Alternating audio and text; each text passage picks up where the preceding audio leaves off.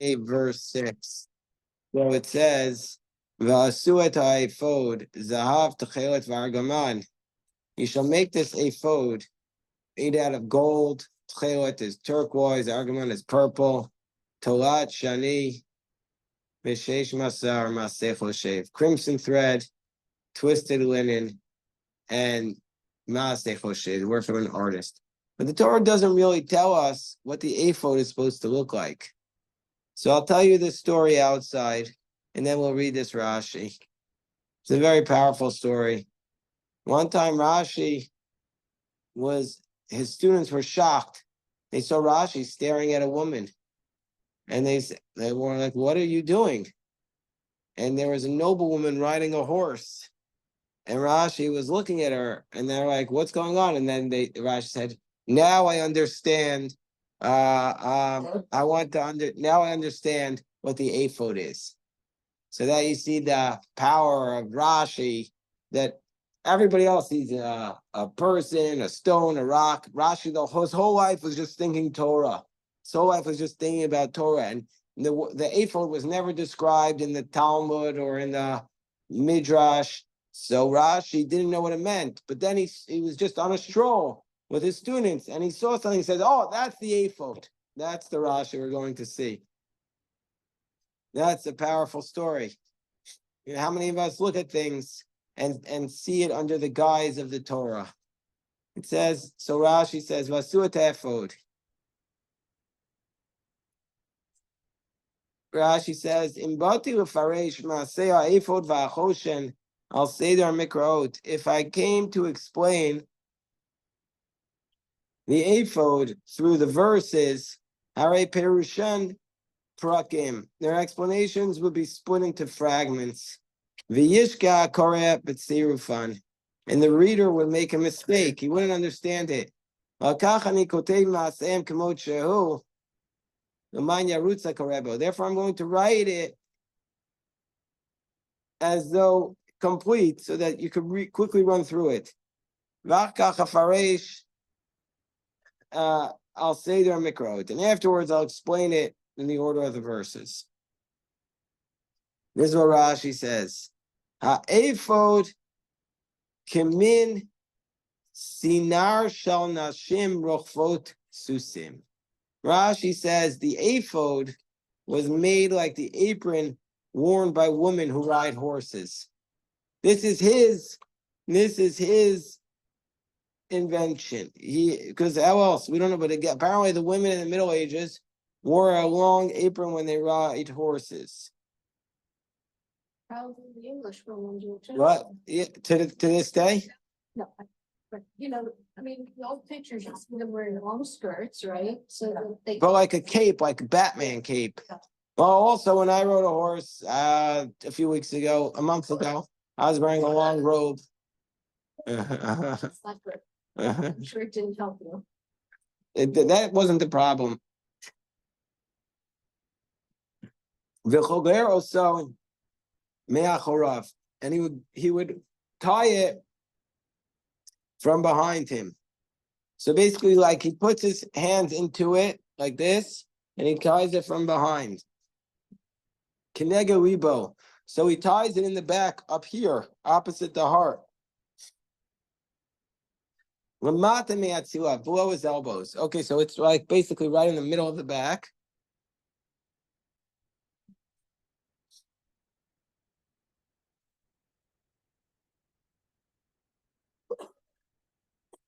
Its width is like the width of a man's back and a little bit more. So it covers your whole back. Umagia a little bit more. Magia ada kevav, and it connects down to the heels. V'acheshev mechubar berosho, and the belt is connected at its top. Al panei rachbo, along its width. The belt is connected at its top. Al panei rachbo. So basically, the belt connects to the top, like in the back. I'm sorry? There's a picture here. Yeah. It's just not what you're saying. Is it from the front or from the back? It shows the front, from the front. Yeah, right now he's only describing the back. Okay, but we can see the back. You can't, is this in the Steinsaltz? Yeah. Okay, yeah, I'll get it, Let me see. Doesn't, I'm sure it's the same one I have. it's the front, Oh, no, he's got a different one. right, because Right, that's. So, the thing. so what we tried to That's not describe, Rashi. That's It not, says, according to us. okay, so maybe the one, I don't know, Oh, it doesn't look like Rashi, this drawing doesn't look like this. right? But when he says that the words nikpalot in like a few words, we were wondering if that means that it's just double or that it's crisscross. So is it like the straps of a farmer that has like long like what they call overall or something like that, Right.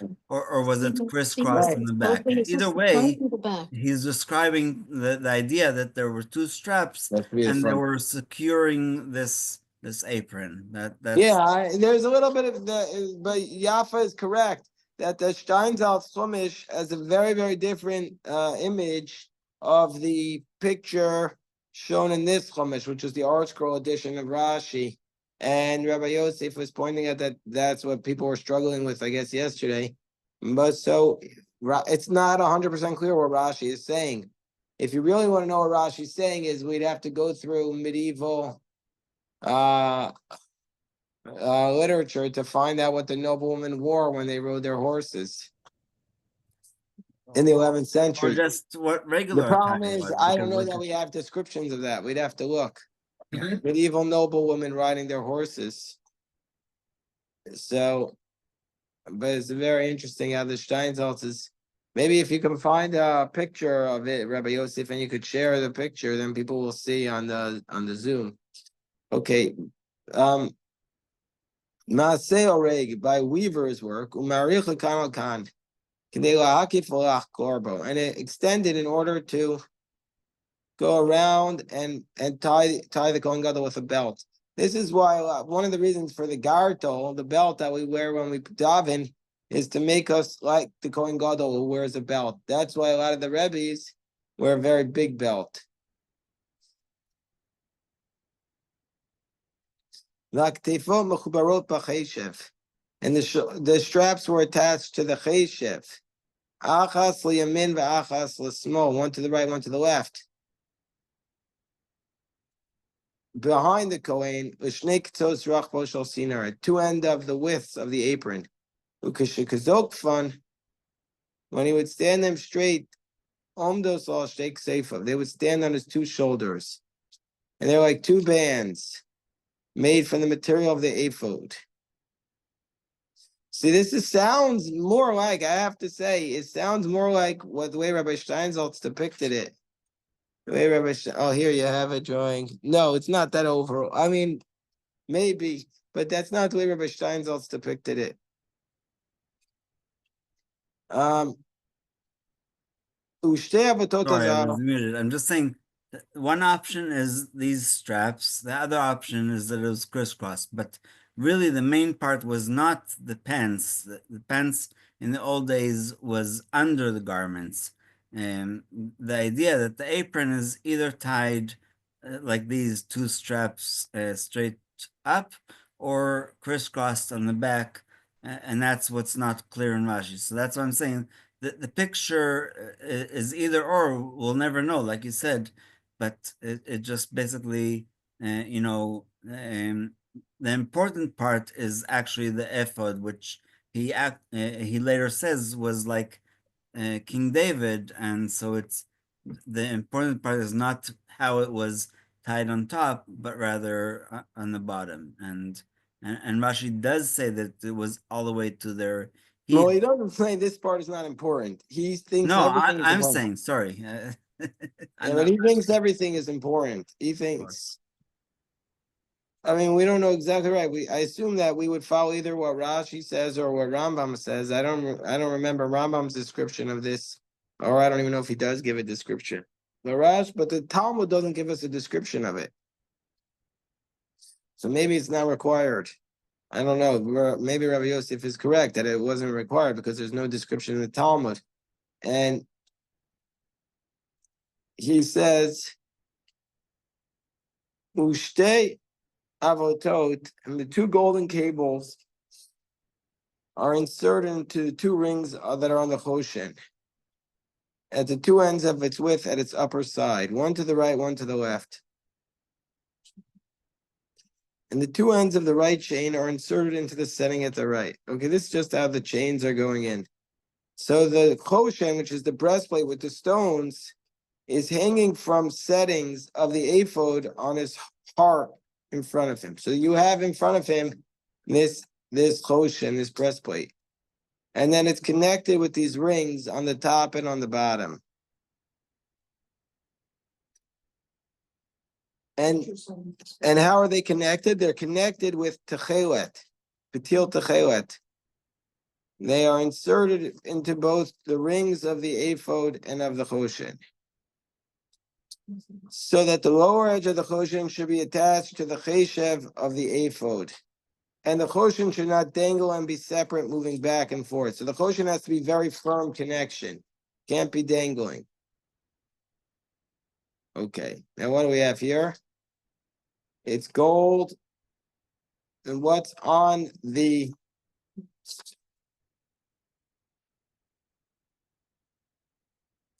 hold on 1 second.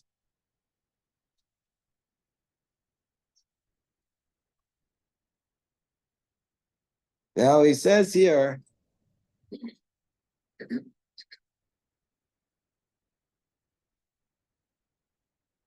he doesn't say it, but elsewhere I thought I remember him saying, I didn't find anything similar in the, oh here, the Efod.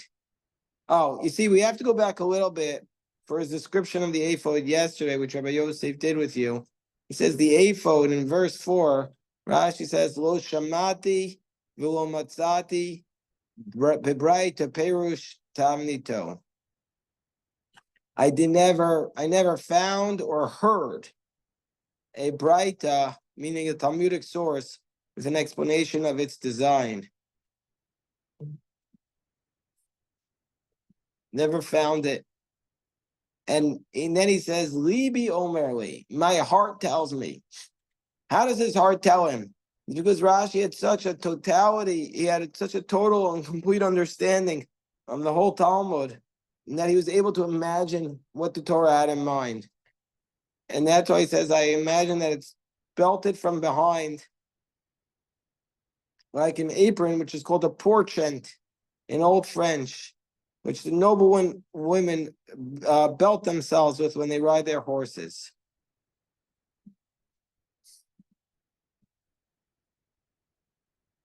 So that's what's called a porchent.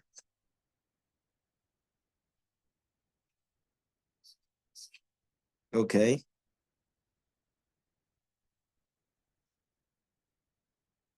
All right, so now, and then it has two there. So Rashi says, what's it made out of? I mean, the Torah says it's made out of Torah Chani, Sheish Mashlar. Hello, Greg. Grab a chumash. All right.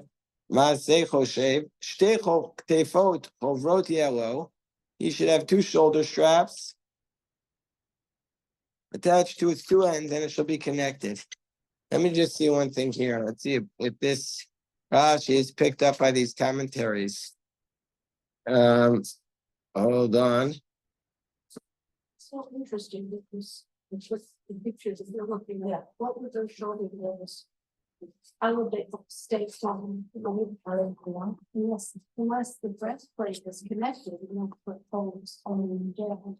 Hold on 1 second. Just give me 1 second.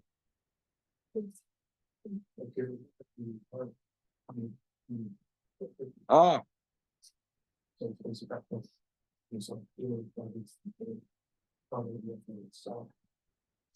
You see something at the top, it's like the shoulder is dressed, you know, for a little suit, So- this one on each side. I'm wondering if the breastplate connects to that. Or not. It must connect to something, but without. Yeah. It's interesting. The stones for the breastplate, do you know where they came from? They came from that's connected to the paraduma that I saw. Remember, I told you I saw the red heifer. Yeah. So the Rabbanan wanted to get stones for the Efod, and they went and they knocked on the door of a non-Jew. His name was Dama ben Nesina. And Dama ben Nesina said, "You'll have to come back later because my father is sleeping in the key." Hey, Benji, how you doing? Have a seat. Grab a chumash, Benji. He said, "You'll have to come back later." Hey, because my father is sleeping and the key is underneath his pillow. And they kept offering him more and more money, and he refused to take it because he says, "I'm not going to wake up my father." And then the rabbis were so impressed, but they left. They were frustrated. And then a year later, Dama ben Asina was rewarded by God with the birth of the red heifer. And the rabbis came back to him and he said, "I know you would pay me any amount of money, but I'll sell for you at a reasonable price." And the rabbi said, "We learn about the mitzvah of honoring one's father and mother from Dama ben Asina." So I was telling everybody that when I was in Israel this past week, I saw 5 red heifers. They have in Shiloh 5 red heifers, but only 3 of them are still eligible. 2 of them have lost eligibility. Maybe they became too old or they grew up. They grew two black hairs, but they keep it under very tight security. They're worried people are going to cause problems with it. But what are you supposed to do with that red heifer? You have to slaughter the animal, take its ashes, and mix it with the shiloach water. Now, supposedly, I don't know if this is accurate.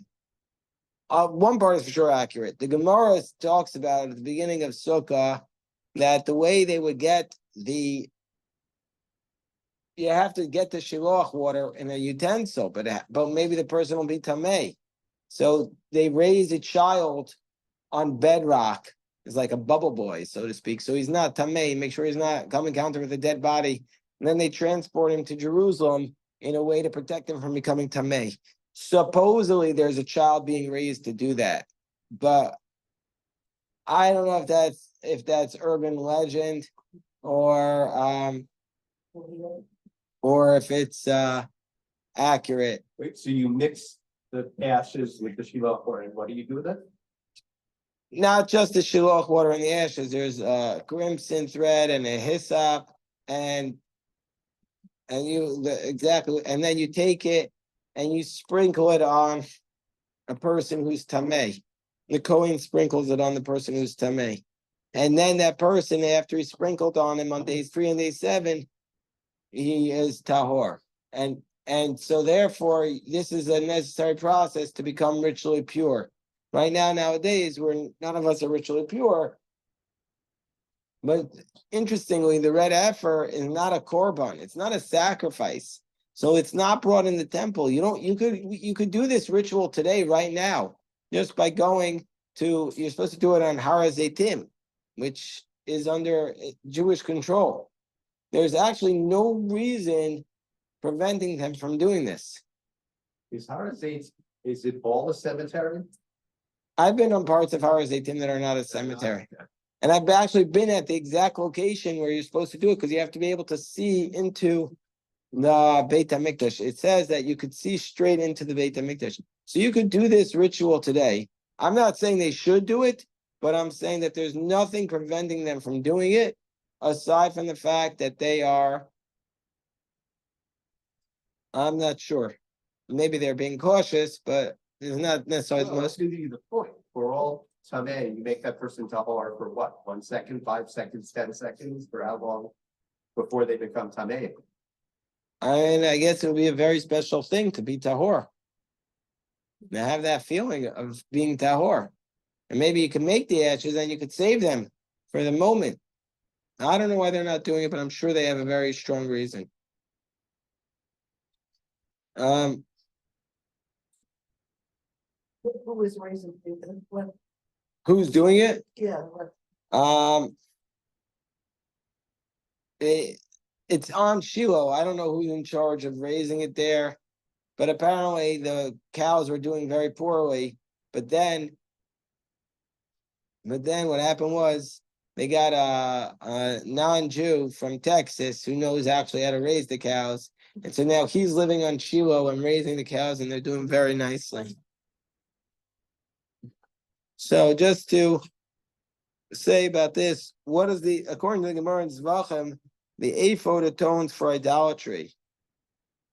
So generally speaking, throughout the Torah, God does not combine improper thoughts or intent to sin. God does not combine it with idolatry. God does not combine it to say it's a sin. If you just intended to sin, but you don't sin. The exception to this is idolatry. And even if you have intent to sin, it's considered like you actually did it. We did this recently in the Gemara Sanhedrin.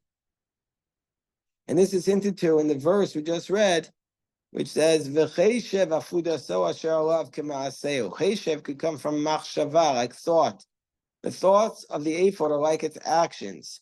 Meaning to say, that the Vilna Gaon says that therefore this tells us that the thoughts of the idolatry are like the actions. Okay, so let us stop here and daven mincha at this time.